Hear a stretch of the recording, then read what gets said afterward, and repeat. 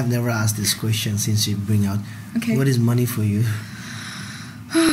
A necessary thing in life that I would love to not have to think about. But, I mean, but I think also, actually I was talking about this to another friend another day as well.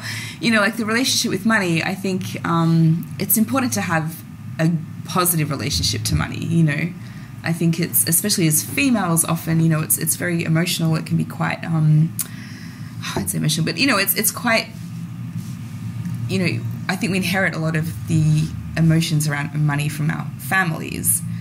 And especially as a child of migrants, for us, money was not easy. It wasn't a thing that we had easily. So, I would like to change my relationship to money a little bit more to see it as more of an empowering thing rather than something that's, causing me anxiety or making me having to think about it all the time. Did you manage to do that?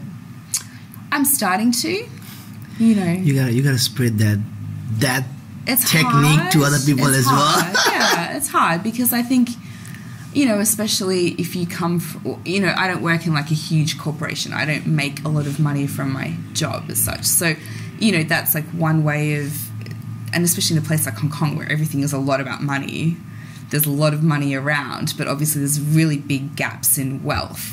People that aren't making a lot of money, people that are making huge amounts of money and have got a lot of generational and family wealth, there's a big gap and you sort of see that. And so, of course, it's very, and money dictates a lot of things in life. But, my relationship with money, I think, it would be really interesting to kind of unpack that a little bit more. And I don't know that we talk a lot about it. That's the thing. We should talk about it. We need to talk about it more so people get away from the anxiety, as you mentioned. Yeah, exactly. That if I don't have money, I can't talk to that person. If I don't have money, maybe I can't date that lady or guy. Like people have this kind of anxiety. I can tell you for sure. Yeah. And people always worried.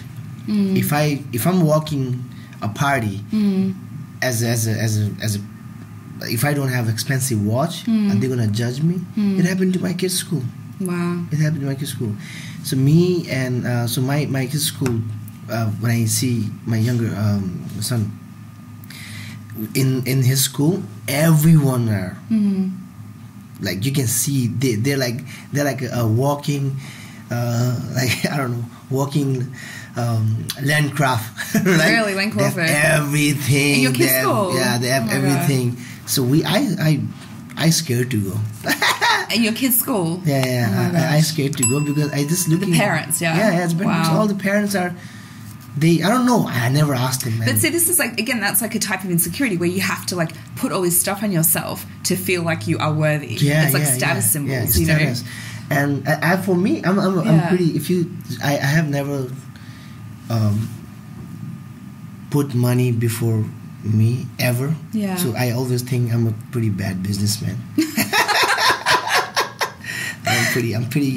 I'm not a good businessman because I never count. Yeah. And I never think about how much money we should earn. Yeah, I think as a business person, we should have that kind of at least to have. Yeah. Again, but when I get into this, so there's only one way there.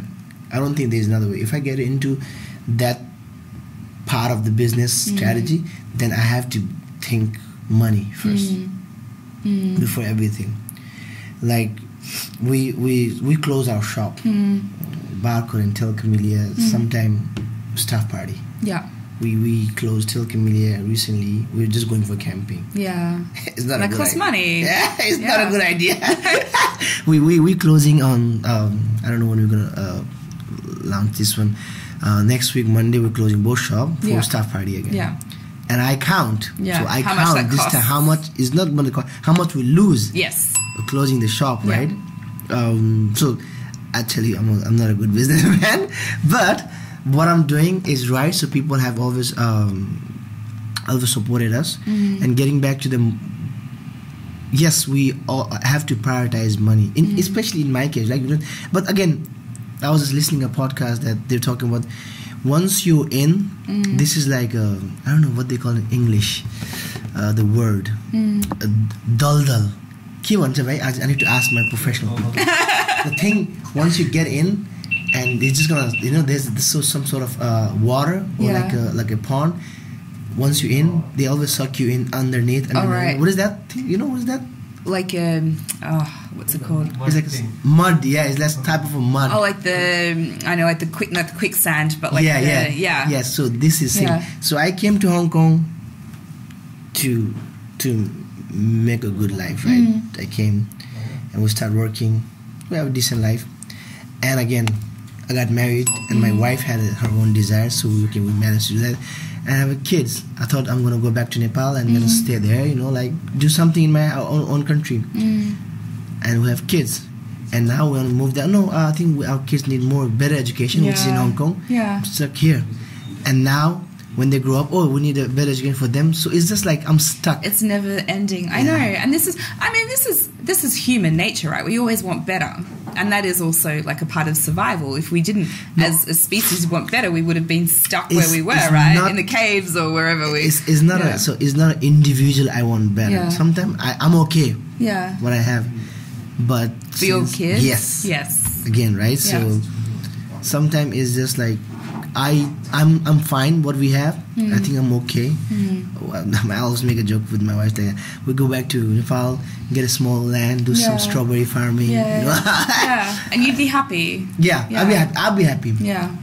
But my wife says, so what our kids will do? So they will study in village school, and do you want them to become something like better in their lives? So and that's the thing, right? As I'm not a parent, but as parents, I can imagine you're always wanting to give your kids the best opportunity possible, better than what you had, and that is kind of like what human nature has done. And, if I look at my parents, where they made so many sacrifices for me so that I could have a better life, and there's always a bit of like this, not guilt, but like I'm always questioning, have I done the best with what I've been given, because they made so many sacrifices.